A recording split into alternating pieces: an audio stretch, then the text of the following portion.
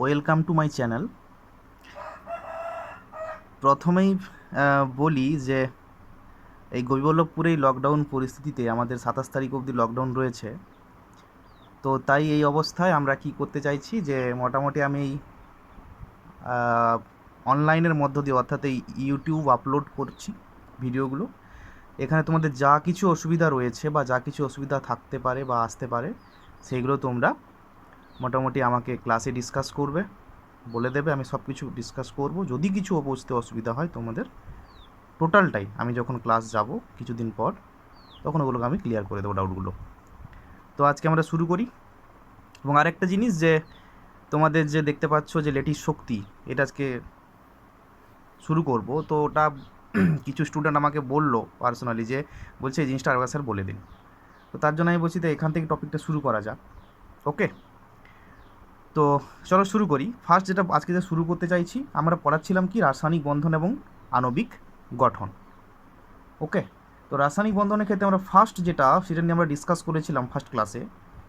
তো নেক্সট আমরা ডিসকাস করব। আমরা পড়েছিলাম কি তড়িৎযোজী যৌগ কীভাবে গঠিত হয়, তার শর্ত কী কী রয়েছে, এবং সেখান থেকে পড়েছিলাম লেটিস শক্তি বা জালক শক্তি। তো এখন যেটা বলেছে যে জালক শক্তি বা লেটিস শক্তি কাকে বলবো, একবার হয়ে গেছে তো আমরা রিপিট করছি না।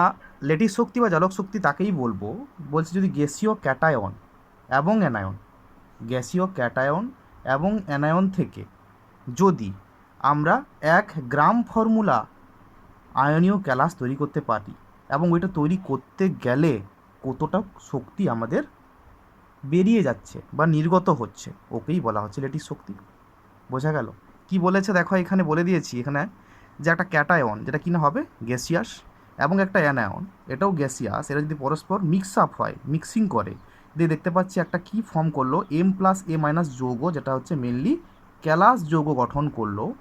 ওই যে অর্থাৎ সলিড স্ট্রাকচার গঠন করলো। গ্যাসিয়াস এবং গ্যাসিয়াস মিলে কি করলো, সলিড যৌগ গঠন করলো। এবং এটা গঠন করতে গেলে ওদের কতটা শক্তি রিয়াকশান থেকে প্রোডাক্ট হতে গেলে বেরিয়ে গেছে, এখান থেকে কতটা বেরিয়ে গেছে। রিয়াক্ট্যান্ট বা বিক্রিয়ক থেকে শক্তি বেরিয়ে যাওয়া মানে কি, বিক্রিয়াজাত পদার্থে শক্তি যুক্ত হওয়া, একই ব্যাপার, তাই না? তাই দেখতে পাচ্ছি কি এখান থেকে কতটা শক্তি বেরিয়ে গেছে, ওটা হচ্ছে ল্যাটিস শক্তি। তাই ল্যাটিস শক্তি এখানে দেখতে পাচ্ছি কি নির্গত হচ্ছে। তাহলে বললো কি গ্যাসীয় ক্যাটায়ন এবং গ্যাসীয় অ্যানায়ন থেকে যদি বলা হচ্ছে 1 গ্রাম ফর্মুলা আয়নীয় ক্যালাস তৈরি হলে, এটা যদি 1 গ্রাম ফর্মুলা তৈরি হয়, ওকে, 1 গ্রাম ফর্মুলা আয়নীয় ক্যালাস তৈরি হতে গেলে যে পরিমাণ শক্তি নির্গত হচ্ছে ওটাকে বলা হচ্ছে লেটিস শক্তি। তো যেটাকে বলা হচ্ছে যে লেটিস শক্তি দুটো জিনিসের উপর নির্ভর করে। এখানে কি দেখতে পাচ্ছি, ক্যাটায়ন লাগছে আর দেখতে পাচ্ছি অ্যানায়ন লাগছে, তাই না? তাহলে ক্যাটায়ন এবং অ্যানায়ন যেহেতু লাগছে, এখানে দুটো জিনিসের উপরই ডিপেন্ডেন্ট হবে। কি না, ওদের ওই যে ক্যাটায়ন বা অ্যানায়ন, ওই সমস্ত আয়নগুলোর চার্জের গুণফলের সাথে ডিপেন্ডেন্ট। লেটিস শক্তিকে আমরা ইউ দ্বারা প্রকাশ করছি। সে কী করছে, আয়নীয় চার্জের গুণফলের উপর ডিপেন্ডেন্ট হচ্ছে। আরেকটা জিনিস দেখতে পাচ্ছি, ক্যাটায়ন বা অ্যানায়ন যেগুলো রয়েছে ওদের মধ্যেকার ডিস্ট্যান্স, ওদের মধ্যেকার দূরত্ব, ইন্টার নিউক্লিয়ার ডিস্ট্যান্স বা আন্তঃনিউক্লিয় দূরত্বের উপর ডিপেন্ড করছে। তাই দেখতে পাচ্ছি লেটিস শক্তি আয়নীয় চার্জের গুণফলের সাথে কী দেখতে পাচ্ছি, সমানুপাতিক সম্পর্কযুক্ত, তাই না? আর দেখতে পাচ্ছি ক্যাটায়ন এবং অ্যানায়নের মধ্যেকার দূরত্ব যেটা রয়েছে এর সাথে এ ব্যস্তানুপাতিক সম্পর্কযুক্ত। ওকে, তাহলে এর সাথে এ সমানুপাতিক সম্পর্কযুক্ত, আর এর সাথে ক্যাটায়ন এবং অ্যানায়নের মধ্যেকার যে ডিস্টেন্সটা ওটা হচ্ছে কি ব্যস্তানুপাতিক সম্পর্কযুক্ত।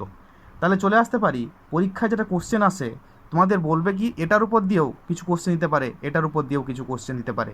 তাহলে এটা থেকে এটা সমানুপাতিক, এটার সাথে এটা ব্যস্তানুপাতিক। ক্লিয়ার? ওকে, নেক্সট চলে তোমাকে কোশ্চেন কী দেবে, বলছে যে ক্যালসিয়াম অক্সাইড দিয়ে দিল, আর একটা বলছে কি যার লেটিস শক্তি বলে দিয়েছে কত, 3452.7 কিলো জুল পার মোল। আরেকটা দিয়ে দিল কি NaF, এর লেটিস শক্তি দিয়ে দিল কত তোমার, 902.9 কিলো জুল পার মোল। তাহলে এখন কোশ্চেন কি থাকবে, যে বলছে এইটার, এই ক্যালাসটার আর এই ক্যালাসটার মধ্যে লেটিস শক্তির এত বেশি পার্থক্য কেন, বা বলছে এ লেটিস শক্তি এত বেশি, এ লেটিস শক্তি এত কম কেন। অর্থাৎ এই যে Ca2+ আর O2- মিলে যে CaO ক্যালাস গঠিত হয়েছে এর মতো, তাহলে বলছে তৈরি করতে গেলে এত বেশি লেটিস শক্তি নির্গত হচ্ছে কেন এর তুলনায়। বোঝা গেছে? তাহলে এর তুলনায় এত বেশি হচ্ছে কেন, তাহলে তুমি কী করে বলবে? তাহলে এটা ডিসকাস করতে গেলে তোমাকে কী দেখবে, যে CaOটা কী রূপে রয়েছে, CaOটা রয়েছে কি যদি ভাঙা হয় Ca2 plus plus O2 minus, আর NaFটা যদি ভাঙা হয় কিসে রয়েছে Na plus plus F minus, তাই না? তাহলে কি বললাম, ল্যাটিস শক্তি আয়নীয় চার্জের গুণফলের সাথে সমানুপাতিক সম্পর্কযুক্ত। তাহলে এখানে চার্জ কি কি রয়েছে CaO এর ক্ষেত্রে 2 প্লাস আর 2 মাইনাস, এদের চার্জের গুণফল, এখানে চার্জ কত রয়েছে একটা প্লাস একটা মাইনাস, এদের চার্জের গুণফলের থেকে এখানে বেশি সংখ্যক চার্জ রয়েছে, দুটো প্লাস দুটো মাইনাস, তাহলে এদের গুণফলের থেকে অবভিয়াসলি বেশি হবে। আবার এটা যদি বেশি হয় তাহলে কি হবে, এই চার্জের গুণফল যত বেশি হবে ল্যাটিস শক্তি তত বেশি হবে, কেন? সমানুপাতিক সম্পর্কযুক্ত। ওকে, বোঝা গেল? তাই দেখতে পাচ্ছি CaO এবং NaF এর দুজনের মধ্যে CaO এর বেশি কেন হলো, এদের যে চার্জ রয়েছে Ca2 প্লাস আর O2 মাইনাস, এতে 2 প্লাস এবং 2 মাইনাসের গুণফলটা বেশি পাচ্ছি, আর এটা যত বেশি হবে ল্যাটিস শক্তি তত বেশি হবে, কেন? সমানুপাতিক সম্পর্কযুক্ত। ক্লিয়ার? নেক্সট চলে আসছে আর একটা দিয়ে কি কোশ্চেন, এটা 1 নম্বর কেস এলো। 2 নম্বর কেস কি আসতে পারে, বলতে পারে ক্যাটায়ন এবং অ্যানায়নগুলির মধ্যেকার দূরত্বের উপর দিয়েও কোশ্চেন আসতে পারে। কীরকম না, বললো একটা বলেছে KF যা ল্যাটিস এনার্জি দেওয়া আছে 802.6 কিলো জুল পার মোল, আর একটা এক্সাম্পল দিয়েছে KF দিয়েছে, একটা দিয়েছে KI। ওকে, তাহলে KI এর এনার্জি বলেছে 635.4 কিলো জুল পার মোল। তাহলে এটার ক্ষেত্রে কি হবে, তাহলে বলছে কেন এটার ক্ষেত্রে একই রকম বলতে পারি কেন না, দেখতে পাচ্ছি K আর F কে যদি ভাঙা হয় কী রূপে রয়েছে K প্লাস F মাইনাস, আর এটাকে রয়েছে K প্লাস I মাইনাস। তো দেখতে পাচ্ছি এখানে ক্যাটায়ন আর হচ্ছে এখানকার ক্যাটায়ন দুটি সমান, তাহলে ডিপেন্ডেন্ট কার ক্ষেত্রে হবো, অ্যানায়নগুলোর ক্ষেত্রে এখানে রয়েছে F মাইনাস, এখানে রয়েছে I মাইনাস। আগের দিন বলেছিলাম তড়িৎযোজী বন্ধন এর ক্ষেত্রে যে একটা সাইজ ম্যাটার করে, বলছে ক্যাটায়ন গঠনকারী আকার যত বড় হবে এবং অ্যানায়নের গঠনকারী পরমাণুর আকার যত ছোট হবে তত ওই বন্ধনটা তত দৃঢ় হয় বলেছিলাম। তাহলে এখন কোশ্চেন চলে আসছে F মাইনাস এবং I মাইনাসের মধ্যে সাইজ সব থেকে ছোটো কার? আমরা জানি পর্যায় সারণীতে পড়েছি F মাইনাসের সাইজ অলওয়েজ ছোটো I মাইনাস তুলনায়। তা দেখতে পাচ্ছি এখানে দুটোর ক্ষেত্রেই ক্যাটায়নের সাইজ ফিক্সড একই, K আর K রয়েছে, তাহলে ক্যাটায়নের সাইজ ফিক্সড দুটো জায়গায়, কিন্তু তাহলে আমরা ডিপেন্ডেন্ট কার উপর, অ্যানায়নের উপর। তাই দেখতে পাচ্ছি ক্যাটায়নের সাইজ ফিক্সড দুটো জায়গায়, আর এখানে বলছে অ্যানায়নের সাইজ ছোট, আর এখানে বলছে অ্যানায়নের সাইজ বড়। তাহলে ইন্টার নিউক্লিয়ার ডিস্টেন্স কোথায় কম হবে, এইখানে কম হবে এখানে তুলনায়, কেন এটা ছোটোটা রয়েছে। তাহলে ইন্টার নিউক্লিয়ার ডিস্টেন্স বা আন্তঃ নিউক্লিয়ার দূরত্ব যত কম হবে ল্যাটিস শক্তি তত বেশি হবে বলেছিলাম। এই যে ক্যাটায়ন এবং অ্যানায়নের মধ্যেকার দূরত্ব যত কম হবে ল্যাটিস শক্তি তত বেশি হবে, কেন? ব্যস্তানুপাতিক সম্পর্কযুক্ত। ক্লিয়ার হয়েছে? তাহলে কি বলতে পারি, তাহলে K প্লাস এবং F মাইনাস মিলে যেটা KF গঠন করেছে ওর ক্ষেত্রে যেহেতু ইন্টার নিউক্লিয়ার ডিস্টেন্সটা কম, সাইজ ছোটো হওয়ার দরুন, তাহলে ওর ক্ষেত্রে ল্যাটিস শক্তি বেশি, তাই বেশি হয়েছে ব্যস্তানুপাতিক সম্পর্কযুক্ত হওয়ার জন্য। ক্লিয়ার? ওকে, তাহলে যদি একটা কোশ্চেন দিতে পারি LIF NaF দিলাম, বা দিলাম KF, তারপর দিলাম RBF, তারপরে দিলাম মনে করো CSF, এদের মধ্যে ল্যাটিস শক্তির ক্রমটা কী হবে?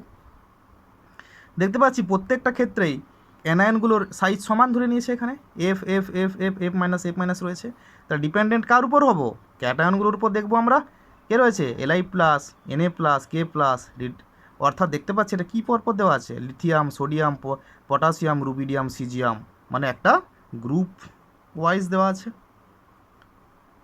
আবার আমরা জানি একটা গ্রুপের ওপর থেকে নিচের দিকে গেলে সাইজ কি হয়, পর্যায় সারণীতে পড়েছি, তাহলে সাইজ ক্রমশ উপর থেকে নিচের দিকে যত যাওয়া যায় তত সাইজ বাড়তে থাকে। তাহলে এখান থেকে যদি এই দিক বরাবর যাই সাইজ বাড়ে কার, ক্যাটায়নের। তাহলে যার সাইজ তাহলে সব থেকে ছোটো কার পাচ্ছি, লিথিয়াম প্লাসের। তাহলে এর সাইজ ছোট আর এর তো সাইজ ছোটো থাকেই, তাহলে ছোটোই ভালো হবে। কিটা, ওদের মধ্যেকার দূরত্ব যত কম হবে, ছোটো সাইজ দূরত্ব যত কম হবে ল্যাটিস শক্তি তত বেশি হবে, এটা যত কম হবে এটা তত বেশি হবে, কেন? ব্যস্তানুপাতিক সম্পর্কযুক্ত। বোঝা গেছে? তাই দেখতে পাচ্ছি এরটা সব থেকে বেশি, তারপরে এর, তারপরে এর, তারপরে এর। Is it clear? কোনো সমস্যা হলে আমাকে জানাবে। ওকে, একটু লেন্দি। আচ্ছা, নেক্সট টপিক আমরা কি পড়বো দেখো, রয়েছে পরিবর্তনশীল তড়িৎ যোজ্যতা এবং অষ্টক সূত্রের ব্যতিক্রম সূত্র এবং তার কিছু উদাহরণ দেখব আমরা। ওকে, তাহলে পরিবর্তনশীল তড়িৎযোজতা বলতে কি বলছে যে তড়িৎযোজতা কাকে বলছিলাম না, যোজতাকেই তড়িৎযোজতা বলবো। কার ক্ষেত্রে? তড়িৎযোজী যৌগর ক্ষেত্রে। অর্থাৎ তাদের যোজতা কাকে বলে? ওদের ভ্যালেন্স ইলেকট্রন, অর্থাৎ সর্ববহিস্থ কক্ষপথে যে সমস্ত ইলেকট্রনগুলো থাকে ওদেরকে বলা হয় যোজ্যতা ইলেকট্রন। আর ওই ইলেকট্রন সংখ্যাটাকেই বলা হচ্ছে তড়িৎ যোজ্যতা, তড়িৎযোজী যৌগের ক্ষেত্রে বলেছিলাম। এখন চলে আসছে কি পরিবর্তনশীল তড়িৎযোজতা, মানেটা কি না দেখা যাচ্ছে এই কিছু কিছু মৌল রয়েছে, ওদের ক্ষেত্রে কিছু এক্সেপশনাল কেস রয়েছে, কি দেখা যায় তড়িৎযোজতা পরিবর্তন বা অনেকগুলো তড়িৎযোজতা দেখা যায়। আমরা সাধারণত জানি কি একটা মৌলের ক্ষেত্রে বা একটা পরমাণুর ক্ষেত্রে তার যোজতা একটাই ফিক্সড, সচরাচর যেটা দেখেছি। কিন্তু দেখা যাচ্ছে কিছু কিছু যৌগ দেখতে পাবো ওদের যোজতা পরিবর্তন হচ্ছে, একবার 2, একবার 3, একবার 2, একবার 4, এরকম দেখা যাচ্ছে। বলছে কেন না, কিছু কিছু রয়েছে, যেমন বলছে কিছু ক্যাটায়ন গঠনকারী বেশ কতকগুলি ধাতব মৌল, ভালো করে শোনো, যে ক্যাটায়ন গঠনকারী বেশ কতকগুলি ধাতব মৌল, যেমন হচ্ছে কোথায় কোথায় না পর্যায় সারণীতে দেখতে পাবো যে গ্রুপ 13, গ্রুপ 14, 15 এদের, অর্থাৎ কি এরা পি ব্লক যে সমস্ত মৌলগুলো রয়েছে, পি ব্লক মৌলগুলো, যেমন SN, PB, bismuth, SN, PB, bismuth ইত্যাদি। আর হচ্ছে কি না কিছু ডি ব্লক রয়েছে, যেমন রয়েছে কে কে, যেমন ক্রোমিয়াম, ম্যাঙ্গানিজ, তারপর রয়েছে কপার, তারপর রয়েছে এফি। এই সমস্ত মৌলগুলোর ক্ষেত্রে পরিবর্তনশীল তড়িৎযোজতা দেখা যায়। বলছে কেন না, আমরা এখানে কারণটা কি হয় না, এদের ক্ষেত্রে একটা জিনিস জানতে হবে পরিবর্তনশীল তড়িৎযোজতার কারণ।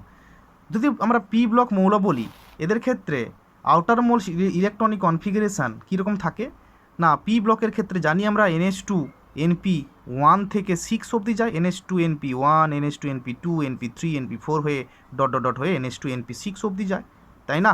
তাহলে এই সমস্ত মৌলগুলির ক্ষেত্রে কি দেখা যায়, তাদের পরিবর্তনশীল যোজতা প্রদর্শিত হয়। কেন না, এদের এর আগে কি কি রয়েছে আরও কক্ষপথ, এস রয়েছে, পি রয়েছে, ডি রয়েছে, এফ সাবসেল রয়েছে, এগুলো রয়েছে। তো ব্যাপারটা কি হচ্ছে, একটা এক্সাম্পল দিলে তুমি ক্লিয়ার হয়ে যাবে, যেখানে কি না নিঃসঙ্গ ইলেকট্রন জোড় বা নিষ্ক্রিয় ইলেকট্রন জোড়ের প্রভাবের জন্য এরা একাধিক তড়িৎ যোজ্যতা দেখায়। তাহলে এদের মূল কারণটা কি না দেখা যাচ্ছে নিষ্ক্রিয় ইলেকট্রন জোড়ের প্রভাব দেখা যায়, নিষ্ক্রিয় ইলেকট্রন জোড়ের প্রভাব দেখা যায়। জিনিসটা কী তাহলে ভালো করে জানতে হবে। নিষ্ক্রিয় ইলেকট্রন জোড়ের প্রভাবটা কীরকম না, একটা এক্সাম্পল চলে আসি, মনে করো এসএনের ক্ষেত্রে পরিবর্তনশীল যোজ্যতা একবার দেখা যায় 2 আর একবার দেখা যাচ্ছে 4। ওকে, তাহলে পরিবর্তনশীল যোজ্যতা একবার দেখা যায় 2, একবার দেখা যায় 4। কেন, এটা যখন ডিসকাস করব টোটাল ব্যাপারটা ক্লিয়ার হয়ে যাবে। তাহলে কি না নিঃসঙ্গ ইলেকট্রন জোড়ের প্রভাব এখানে কিন্তু খুবভাবে কাজ করছে। তাহলে এসএনের ইলেকট্রনিক কনফিগারেশন যদি লিখি তাহলে কি দাঁড়াবে না 1s2, 2s2, 2p6, 3s2, 3p6, 3d10, 4s2, 4p6, 4d10, 5s2, 5p2। তো এত বড় একটা যোজ্যতা দেখতে পাচ্ছি, যা দেখতে পাচ্ছি সর্বস্থ কক্ষপথ বলতে কি n=5, এখানে কে রয়েছে 5s রয়েছে, 5p রয়েছে। তাহলে এ অলওয়েজ কী চাইবে, সবসময় স্টেবিলিটি পেতে চায়, স্থায়ী লাভ করতে চায়। তাহলে দেখতে পাচ্ছি পির হাইয়েস্ট ক্যাপাবিলিটি কত থাকে, 6টা ইলেকট্রন, তাহলে রয়েছে 2টো, তাহলে কী করতে চাইবে, দুটোকে ছেড়ে দিয়ে মোটামুটি স্টেবল হতে চাইবে, অর্থাৎ SN2+ গঠন করতে চাইবে। তাহলে জেনারেলি এ দুটো ইলেকট্রনের ছেড়ে দিয়ে দেখতে পাচ্ছি কি তার 5p দুটো ইলেকট্রন ত্যাগ করে, এবং এক্ষেত্রে দুটো ইলেকট্রন সে ছেড়ে দিচ্ছে, মানে তার যোজ্যতা কত 2। তাহলে এসএনের ক্ষেত্রে দেখা যাচ্ছে যখন SN2+ হিসেবে অবস্থান করে, তার ক্ষেত্রে তার যোজ্যতা বা তড়িৎ যোজ্যতা কত দেখা যায় না, দেখা যায় তড়িৎ যোজ্যতা হচ্ছে 5p থেকে দুটো ইলেকট্রন বের করে দিয়ে SN2+ গঠন করে, এবং তার তড়িৎ যোজ্যতা হচ্ছে তখন 2। এটা কোনো ব্যাপার নয়, ইজিলি বোঝা গেছে। ব্যাপার হচ্ছে পরের ক্ষেত্রে কি দেখা যায় না, এর সর্বস্থ কক্ষপথ n=5, এখানে পি ছিল বেরিয়ে গেল, কোনো অসুবিধা নেই। এখন রয়েছে কে, এস রয়েছে সর্বস্থ কক্ষপথে। তাহলে আমরা তো বলতে পারি যে এসের থেকেও দুটো ইলেকট্রন বের করে দেবে, দিয়ে তো টোটাল 4টা ইলেকট্রন বের করেই তো এটা দেখতে পাচ্ছি এত দূর অবধি স্টেবল ছিল, D10 ফুলফিল ছিল, পি ফুলফিল ছিল, এসও ফুলফিল রয়েছে, তাহলে কোনো ব্যাপারই ছিল না। তাহলে বলছে কি হয় না, দেখা যাচ্ছে 5s2 যেটা রয়েছে, 5s2 যেটা রয়েছে না, ওটা কী রূপে অবস্থান করে একটু আলাদা রকম না। এই যে 5s-এর যে দুটো ইলেকট্রন রয়েছে এগুলোকে কিন্তু এ ছেড়ে দিতে পারে না সহজে। ওরা কীরকম রূপে অবস্থান করে, এই 5s2 যে বললাম, এই যে দুটো ইলেকট্রন, এই দুটো ইলেকট্রন এখানে নিষ্ক্রিয় ইলেকট্রন জোড় রূপে অবস্থান করে, নিষ্ক্রিয় ইলেকট্রন জোড় রূপে অবস্থান করে। কেন এগুলোকে ছেড়ে দিতে পারছে না কেন না, বলছে এসএন দু রকম যৌগ গঠন করতে পারে, তার যোজ্যতার উপর ডিপেন্ড করে। একটা হচ্ছে স্টেনাস যৌগ আর একটা হচ্ছে স্টেনিক যৌগ।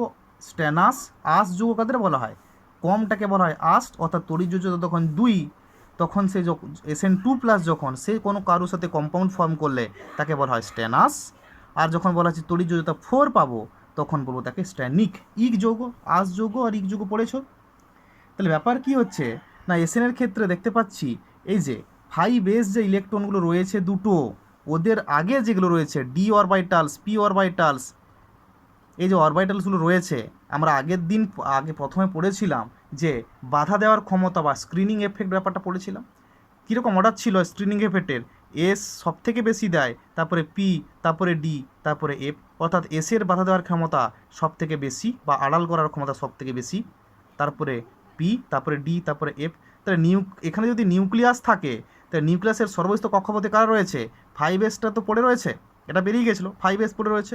তাহলে 5s ইলেকট্রনটাকে দেখতে পাচ্ছি নিউক্লিয়াস অ্যাট্রাক্ট করছে, আকর্ষণ করছে। এই আকর্ষণ করার মাঝে এই যে অরবাইটালসগুলো এরা কী করছে, বাধা দিচ্ছে বা পর্দার মতো আড়াল করছে। যত বেশি আড়াল করবে তাতে এখান থেকে এই ইলেকট্রনের প্রতি আকর্ষণ বল তাহলে তত কমতে থাকবে। তাহলে বলছে এফের বাধা দেওয়ার ক্ষমতা সব থেকে কম, ডির বাধা দেওয়ার ক্ষমতা সব থেকে কম। তাই দেখতে পাচ্ছি কিন্তু ডি অরবাইটালস রয়েছে মাঝখানে। তাহলে বাধা দেওয়ার ক্ষমতা কম হওয়ার জন্য কি হয় না, নিউক্লিয়াস খুব জোরজবস্তিভাবে, আর এসের সব থেকে বেশি দেখো এখানে এস এস এস রয়েছে, পি রয়েছে, এস রয়েছে, পি রয়েছে, তাই না, খালি কিন্তু এখানে ডি, এদের কিন্তু বাধা দেওয়ার ক্ষমতাটা সব থেকে কম। এদের বাধা দেওয়ার ক্ষমতা কম হওয়ার জন্য এই ইলেকট্রনগুলোকে এরা শিল্ডিং করতে পারছে না বা আবরণ করতে পারছে না, বাধা দিতে পারছে না। ফলে এই ইলেকট্রনগুলোকে এই নিউক্লিয়াস প্রবলভাবে আকর্ষণ করছে। ফলে নিউক্লিয়াসের এই আকর্ষণ বলের দরুন এই ইলেকট্রনগুলো কি হয়, তীব্র আকর্ষণ বলের দ্বারা ওই কক্ষপথের মধ্যে অবস্থান করে, বেরিয়ে যায় না। ওকে, তাই দেখতে পাচ্ছি ওগুলো তাহলে কী রূপে অবস্থান করে না, নিষ্ক্রিয় ইলেকট্রন জোড় রূপে ওই কক্ষপথের মধ্যে, সর্বস্থ কক্ষপথের মধ্যে দেখা যাচ্ছে এরকম দুটো নিষ্ক্রিয় ইলেকট্রন জোড় রূপে অবস্থান করে, যেগুলো বেরিয়ে গিয়ে বন্ধনে অংশগ্রহণ করে না বা তড়িৎযোজী বন্ধনে অংশগ্রহণ করে না। শুধুমাত্র দুটো ইলেকট্রন,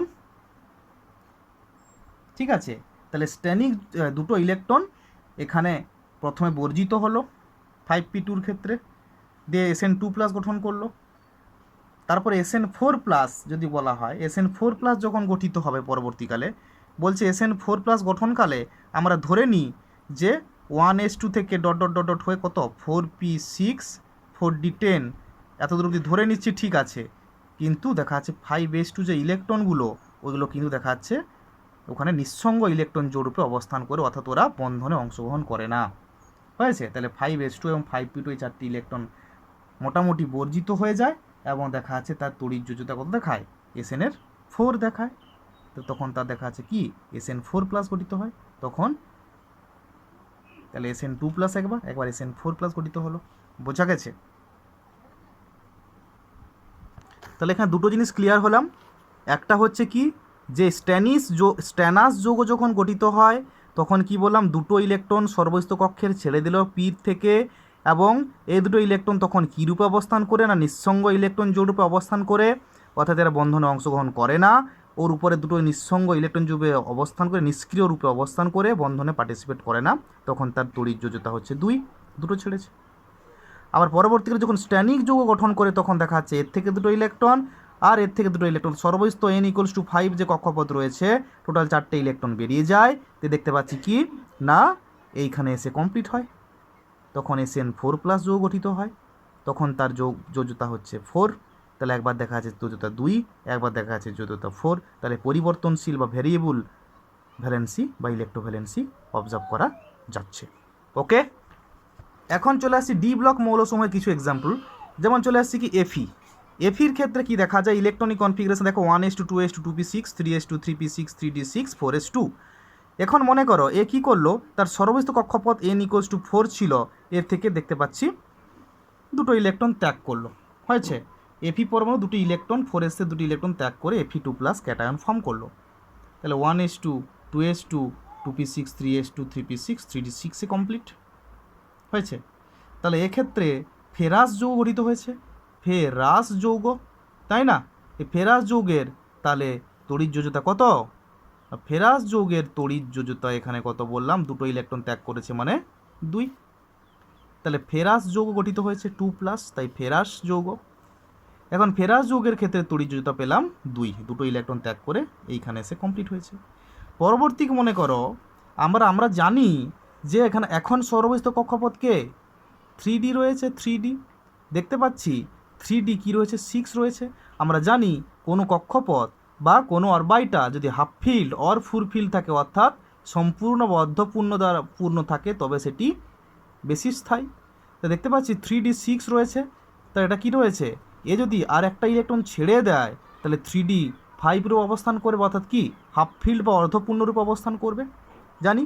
তাহলে দেখা যাচ্ছে 3D 5 রূপে অবস্থান করতে পারবে। তাই সে সঙ্গে সঙ্গে কী করতে চায়, কারো কারো ক্ষেত্রে Fe3+ হয়ে গেলে যখন দেখতে পাচ্ছি কি একটা ইলেকট্রন এখান থেকে ছেড়ে দেয়, যে 3D 5 রূপে অবস্থান করছে, এটা কি অর্ধপূর্ণ রয়েছে, এবং তার আগের যেগুলো রয়েছে কক্ষপথগুলো ওগুলো পুরোপুরি সম্পূর্ণভাবে পূর্ণ রয়েছে, এবং দেখতে পাচ্ছি আরেকটা ইলেকট্রন ছেড়ে দেওয়া মানে কি, অর্থাৎ কেউ দুটো ইলেকট্রন ছেড়ে করে Fe2+ গঠন করতে পারে, আবার কেউ ডিরেক্টলি এখান থেকে 3টে ইলেকট্রন ছেড়ে করে Fe3+ গঠন করতে পারে। Fe3+টা তাহলে বেশি স্টেবল পাচ্ছে এখানের থেকে, কেন? এটা হচ্ছে অর্ধপূর্ণ রয়েছে সর্বস্থ কক্ষপথটা,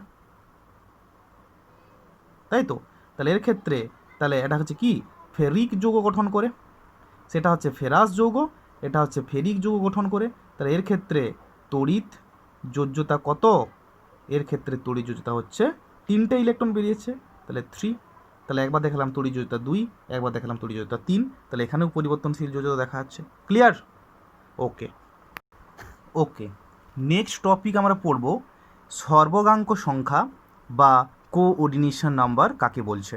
ওকে, তো এটা তাহলে কি জিনিসটা, না এখানে বলছে আমরা প্রথমেই পড়েছি তড়িৎযোজী যৌগ কি গঠন করে, যে কোনো গ্যাসিয়াস ক্যাটায়ন এবং অ্যানায়ন মিক্সিং হয়ে পরস্পরের সাথে যুক্ত হয়ে একটা ক্যালাস গঠন করে, যেমন Na+ এবং Cl- যুক্ত হয়ে NaCl ক্যালাস গঠন করে, হয়েছে।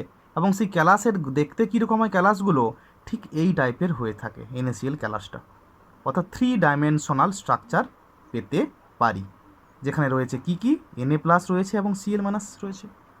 তো এখন তোমাদের ব্যাপারটা হচ্ছে কি সর্বগাঙ্ক সংখ্যা বা কোঅর্ডিনেশন নাম্বার কাকে বলবো, না যদি প্রথমে আমার সংজ্ঞাটাকে বলি তাহলে কি বলেছে, না আয়নীয় যৌগের ক্যালাসে একটি নির্দিষ্ট আয়নের চতুর্দিকে ন্যূনতম সমদূরত্বে অবস্থানকারী বিপরীত আধানযুক্ত আয়নের সংখ্যাকে ওই নির্দিষ্ট আয়নটির সর্বগাঙ্ক সংখ্যা বা কোঅর্ডিনেশন নাম্বার বলা হয়। যখন আমি এক্সাম্পলে চলে আসবো, বলছে NaCl ক্যালাসের ক্ষেত্রে কে রয়েছে, Na+ রয়েছে এবং Cl- রয়েছে। বলছে একটা ক্যাটায়নকে ঘিরে যদি ধরি আমরা একটা ক্যাটায়ন, একটা আয়নীয় যৌগ NaCl, মনে করো তার একটা নির্দিষ্ট ক্যাটায়ন রয়েছে Na+, বলছে ওটাকে ঘিরে কতগুলো Cl- সমদূরত্ব অবস্থান করেছে, সেই সংখ্যাটাই বলবো ওর কোঅর্ডিনেশন নাম্বার। বা মনে করো একটা Cl- রয়েছে, ওই Cl- ঘিরে চারদিকে সমদূরত্বে কতগুলো Na+ ক্যাটায়ন রয়েছে, ওটাই হচ্ছে ওর সর্বগাঙ্ক সংখ্যা বা কোঅর্ডিনেশন নাম্বার। তাই দেখতে পাচ্ছি বইতে তোমাদের ছবিটা ভালো দেওয়া আছে, তাহলে NaCl এর ক্ষেত্রে সর্বগাঙ্ক সংখ্যা কত ধরে নেওয়া হয়, 6 ধরে নেওয়া হয়। অর্থাৎ বলতে পারি একটা Na+ ক্যাটায়নকে ঘিরে 6টা Cl- আয়ন ঘিরে রয়েছে, অথবা একটা Cl- আয়নকে ঘিরে 6টা কি Na+ আয়ন ক্যাটায়ন ঘিরে রয়েছে, তাই এর কোঅর্ডিনেশন নাম্বার হচ্ছে 6। তোমাদের বইতে একটু ছবিটা ইনক্লুড করি, তোমাদের বইতে কি দেখা আছে, এই ছবিটা দেওয়া আছে বইতে, দেখবে সবাই দেখো 3 ডাইমেনশনাল স্ট্রাকচার দেখতে পাচ্ছি। এখানে যদি এগুলোকে অ্যানায়ন ধরেছে, Cl- Cl- Cl- Cl- Cl- সব ধরেছে, দেখতে পাবো এখানে একটা সাইড দেখাচ্ছে, অপোজিট সাইডে দেখতে পাচ্ছি না, থ্রি ডি স্ট্রাকচার। তো বা এই ছবিটা দেখতে পাবো, যদি এগুলোকে আমরা ক্যাটায়ন ধরি, এগুলোকে অ্যানায়ন ধরি, যে কোনো Na+Cl- রয়েছে এখানে, তাহলে যে কোনো একটা ক্যাটায়নকে যদি ধরা হয়, তো কি দেখবো, মনে করো এই যে এই Na প্লাস ক্যাটায়নকে ঘিরে দেখতে পাবো 6টা Cl- কিন্তু ঘিরে রয়েছে সমান দূরত্বে, 6টা Cl- ঘিরে রয়েছে। যেমন এই Na প্লাসের ক্ষেত্রে 1 2 3 4 5 6, 6টা Cl- ঘিরে রয়েছে। ডিফারেন্সটা হচ্ছে সবার ক্ষেত্রে সমান। এই থেকে এই দূরত্ব, এই থেকে এই দূরত্ব, এই থেকে এই দূরত্ব, এই থেকে এই দূরত্ব, এই থেকে এইটা আর এই থেকে এইটা, 6টা যে Cl- রয়েছে ওদের ডিস্টেন্সটা ইকুয়াল। বোঝা গেছে? সেটা ক্যাটায়ন হতে পারে, অ্যানায়ন হতে পারে। তাহলে বলছে কোঅর্ডিনেশন নাম্বার 6, এটার মানে কি NaCl এর ক্ষেত্রে না বলতে পারি একটা Na প্লাস ক্যাটায়নকে ঘিরে 6টা Cl- ঘিরে রয়েছে, বা একটা Cl- অ্যানায়নকে ঘিরে 6টা Na প্লাস ক্যাটায়ন ঘিরে রয়েছে, তাই তার কোঅর্ডিনেশন নাম্বার হচ্ছে 6। তো এই যে এটা জানতে গেলে আমাদের তো পরীক্ষায় তোমাদের কি দিয়ে দেবে, বলবে এটা জানতে গেলে তোমাদেরকে ব্যাসার্ধ, ক্যাটায়নের ব্যাসার্ধ এবং অ্যানায়নের ব্যাসার্ধ জানতে হবে। তাহলে ক্যাটায়নের ব্যাসার্ধকে আমরা R+ দ্বারা ডিনোট করি, আর অ্যানায়নের ব্যাসার্ধকে আমরা ডিনোট করি R- দ্বারা। এখন ব্যাপার হচ্ছে পরীক্ষায় তোমার এই দুটোর মান দিয়ে দেবে, দিয়ে বলবে যৌগটির সর্বগাঙ্ক সংখ্যা কত এবং তার গঠন কী রকম, দেখতে কেমন, তার জ্যামিতিক আকৃতি কী রকম। ওই যে NaCl যৌগটা এটা হচ্ছে কি অষ্টতলকীয়। বলছি কেন, কী করে বললাম যে অষ্টতলকীয় হয়? না, এটার সূত্র রয়েছে শর্টকাট। কীরকম না, যে সমস্ত ক্যাটায়ন এবং অ্যানায়ন অর্থাৎ Na+ এবং Cl- এরও একটা ব্যাসার্ধ রয়েছে, এরও একটা ব্যাসার্ধ রয়েছে, রেডিয়াস রয়েছে। তাহলে এই দুটো যদি মান দেওয়া থাকে, এই দুটোকে যদি আমরা ভাগ করে দিই, অর্থাৎ এর ব্যাসার্ধ ডিভাইড বাই এর ব্যাসার্ধ, সেখান থেকে যে মান পাবো ওই মানটা থেকে বলে দিতে পারবো ওর গঠন আকৃতি কীরকম আর ওর সর্বগাঙ্ক সংখ্যা বা কোঅর্ডিনেশন নাম্বার কত। কীরকম দেখো, ছকটা দেওয়া আছে এখানে, বলেছে R+ ডিভাইড বাই R-, এরকম দিয়ে বলেছে সর্বগাঙ্ক সংখ্যা কত হবে আর গঠনাকৃতি কী বলছে। না বলছে যে সমস্ত ক্যাটায়ন এবং অ্যানায়নগুলো পরীক্ষা দেওয়া থাকবে ওদেরকে যদি ভাগ করা হয় মানগুলো, ওদের ডিভাইড করে, ক্যাটায়ন ডিভাইড বাই অ্যানায়ন, যদি ওদের মানটা 0 থেকে 0.155-এর মধ্যে আসে, কি বললাম, 0 থেকে 0.155-এর মধ্যে আসে, এই রেঞ্জের মধ্যে তার মান আছে, তবে তার সর্বগাঙ্ক সংখ্যা বা কোঅর্ডিনেশন নাম্বার হচ্ছে 2, এবং সেটা দেখতে হচ্ছে কি রৈখিক বা লিনিয়ার স্ট্রাকচার পাচ্ছি। তাহলে সর্বাঙ্ক সংখ্যা 2 বলতে কি বলতে পারি না, একটা ক্যাটায়নকে ঘিরে দুটো অ্যানায়ন রয়েছে, বা একটা অ্যানায়নকে ঘিরে দুটো ক্যাটায়ন অবস্থান করেছে, এদের সরল রৈখিক স্থান একটা স্ট্রাকচার পাচ্ছি। যাদের R+ বা R- এর মানটা যদি ভাগ করা হয় 0.155 থেকে 0.225 রেঞ্জের মধ্যে আসে, তাদের কোঅর্ডিনেশন নাম্বার হচ্ছে 3, এবং সেটা দেখতে হচ্ছে ত্রিভুজ আকার। যাদের ক্ষেত্রে এইটা 0.225 থেকে 0.414 রেঞ্জের মধ্যে আসে, তাদের বলা হচ্ছে কোঅর্ডিনেশন নাম্বার হচ্ছে 4, সেটা দেখতে হচ্ছে চতুস্তলকীয়। যাদের ক্ষেত্রে 0.414 থেকে 0.732 রেঞ্জের মধ্যে আসে, তাদেরকে কোঅর্ডিনেশন নাম্বার বলা হচ্ছে 6, এবং সেটা বলছে অষ্টতলকীয়। আর যাদের ক্ষেত্রে সবশেষে রয়েছে 0.732 থেকে 1.0 বা 1 অবধি যায়, তাহলে সেটার কোঅর্ডিনেশন নাম্বার হচ্ছে 8, এবং সেটা হচ্ছে ঘনক আকার দেখতে।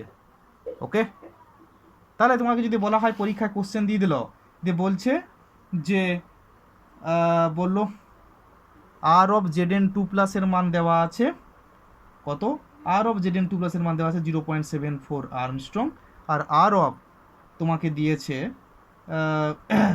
S2- এর মান 1.84 আর্মস্ট্রং। তাহলে বলতে পারি R(Zn2+) divide by R(S2-) 0.74 angstrom divide by 1.84 angstrom দিয়ে পেয়ে যাচ্ছি মানটা কত, 0.40। তাহলে এই রেঞ্জটা কোথায় পড়ছে, 0.40, এই রেঞ্জের মধ্যে পড়ছে, তাই না? তখন বলতে পারি কি এই ক্যালাসটা দেখতে কীরকম, এর কোঅর্ডিনেশন নাম্বার হচ্ছে 4, এবং এটা দেখতে হচ্ছে চতুস্থলকীয়, অর্থাৎ ZNS যে যৌগটা গঠিত হয়েছে ওই ক্যালাসটার কোঅর্ডিনেশন নাম্বার হচ্ছে 4, এবং ওটা আকৃতি হচ্ছে চতুস্তলকীয়। বোঝা গেছে? এই রেঞ্জের মধ্যে পড়লো, এই রেঞ্জে হলে এটা, এটা হলে এটা। ক্লিয়ার হয়েছে? পরীক্ষা তোমাকে এই জিনিসটা করতে হবে। Clear it is? যদি কোনো অসুবিধা থাকে পরের দিন ক্লাসে কিন্তু আমাকে নিশ্চয়ই বলবে তোমরা। হয়েছে? ওকে, এটুকুই থাকুক। আর একটা জিনিস পরের দিন আমি পড়াবো, সেটা হচ্ছে তড়িৎযুজি যৌগের কিছু ধর্ম, যেটা মেনলি রয়েছে সেটা হচ্ছে দ্রাবকায়ন এবং হচ্ছে দ্রাবকায়ন শক্তি। হয়েছে। আরেকটা জিনিস কি বলতে পারি, যে তড়িৎযুজি যৌগের ক্ষেত্রে কিছু যদি বৈশিষ্ট্য বলা হয়, কি কি বৈশিষ্ট্য রয়েছে, ওদের ভৌত অবস্থা। হয়েছে। তড়িৎযুজি যৌগের ভৌত অবস্থা কীরকম না, তড়িৎযুজি যৌগের ধর্ম এবং বৈশিষ্ট্য যদি ডিসকাস করতে চাই, প্রপার্টিজগুলো, তাদের ক্ষেত্রে একটা অবস্থা বলছে কি ভৌত অবস্থা। ওদের ভৌত অবস্থা থেকে কি বলতে পারি না, আয়নীয় যৌগ বা তড়িৎযুজি যৌগের অণুগুলির স্বতন্ত্র কোনো অস্তিত্ব থাকে না, এবং এখানে কি দেখতে পাচ্ছি, ক্যাটায়ন এবং অ্যানায়নগুলি 3 ডাইমেনশনাল অবস্থান করে দিয়ে এবং একটা বিশেষ একটা জ্যামিতিক আকার বিশিষ্ট ক্যালাস গঠন করে, যেমন দেখতে পেলাম NaCl এর ক্ষেত্রে কীরকম অষ্টতলকীয়। 2 নম্বর বলতে পারি গলনাঙ্ক এবং স্ফুটনাঙ্ক। তাহলে এই যে আয়নীয় ক্যালাসগুলোর ক্ষেত্রে কি দেখা যায়, ক্যাটায়ন এবং অ্যানায়ন অবস্থান করে, যেমন Na+Cl- রয়েছে। ওকে, বা বলতে পারি ক্যালসিয়াম 2+O2- দিয়ে CaO গঠন করেছে। তাহলে এখানে ক্যাটায়ন এবং অ্যানায়ন দুটো বিপরীত চার্জযুক্ত আয়ন পরস্পর কি হচ্ছে, অ্যাট্রাক্ট টু ইচ আদার, খুব ভালোভাবে শক্ত করে আঁটুসাঁটোভাবে কম্প্যাক্টলি এবং দেখা যায় খুব শক্তভাবে অবস্থান করে। তাই ওদেরকে ভাঙতে গেলে বা বিচ্ছিন্ন করতে গেলে প্রচুর তাপ শক্তির প্রয়োজন হয়। তার মানে কি, প্রচুর গলনাঙ্ক এবং স্ফুটনাঙ্কেরও প্রয়োজন হয়। বোঝা গেছে। 3 নম্বর বলছে ওদের বন্ধনের অভিমুখ। ওদের বন্ধনটা কীরকম না, বলছে এই আয়নীয় যৌগের ক্ষেত্রে, ঠিক আছে, ওদের নির্দিষ্ট যে বন্ধন রয়েছে, ওই বন্ধন নির্দিষ্ট কোনো অভিমুখ নেই, ওরা হচ্ছে নন ডিরেকশনাল। আর তড়িৎ পরিবাহিতা ভেরি ইম্পর্টেন্ট। তাহলে আয়নীয় যৌগের ক্ষেত্রে কঠিন অবস্থা আয়নীয় যৌগ তড়িৎ পরিবহন করতে পারে না। কেন? আয়নীয় যৌগের ক্ষেত্রে যে ক্যাটায়ন বা অ্যানায়ন ফর্ম হচ্ছে Na+ বা Cl-, তাহলে ওগুলো কি তড়িৎ পরিবহন করে? তো তড়িৎ পরিবহন করবে কখন, যখন মাধ্যম একটা লাগবে, অর্থাৎ Na+ বা Cl- যে ক্যাটায়ন বা অ্যানায়নগুলো ফর্ম হলো, ওগুলোকে বহন করে যাওয়ার জন্য তার মাধ্যম চাই, লিকুইড স্টেট চাই। তাহলে কঠিন NaCl কি তড়িৎ পরিবহন করতে পারবে? পারবে না। তাহলে ওটা যদি গলিত অবস্থায় থাকে বা জলে দ্রবীভূত অবস্থায় থাকে, তবেই তার আয়নগুলি ক্যালাস জালক থেকে মুক্ত হয়ে গতিশীল হয়ে কি করতে পারে, তড়িৎ পরিবহনটা করতে পারবে। বোঝা গেছে। তাহলে তড়িৎ পরিবাহিতা তাহলে তড়িৎযুজি যৌগের ক্ষেত্রে কখন সম্ভব না, বলছে যখন গলিত অবস্থা বা জলে দ্রবীভূত অবস্থায় থাকে, সেই মুহূর্তে ওদের তড়িৎ পরিবাহিতা সম্ভব বা পরিবহন করা সম্ভব। নতুবা কঠিন অবস্থায় কিন্তু আয়নীয় যৌগগুলি তড়িৎ পরিবহন করতে অক্ষম। বোঝা গেছে। ওকে। আর কি না, ওদের দ্রাব্যতা, কিসে কিসে দ্রবীভূত হয়ে যায় না, বলছে আয়নীয় যৌগগুলি সাধারণত দেখাচ্ছে কি ধ্রুবীয় দ্রাবক। ধ্রুবীয় দ্রাবক কোনগুলো না, পোলার সলভেন্ট, অর্থাৎ জল একটা এক্সাম্পল। তাহলে ওই জলে দেখতে পাচ্ছি কি এরা সাধারণত দ্রবীভূত হয়ে যায়। আমার জানি NaCl খাদ্য লবণ জলে দ্রবীভূত হয়, কিন্তু বলছে অধ্রুবীয় দ্রাবক, যেমন হচ্ছে carbon disulphide, carbon tetrachloride, benzene বা বলতে পারি কেরোসিন, এইগুলোতে কিন্তু এরা দ্রবীভূত হয় না। তাহলে ধ্রুবীয় দ্রাবকে দ্রবীভূত হয়, কিন্তু অধ্রুবীয় দ্রাবকে এরা দ্রবীভূত হয় না। ওকে, ব্যাস আজকে এটুকুই থাক।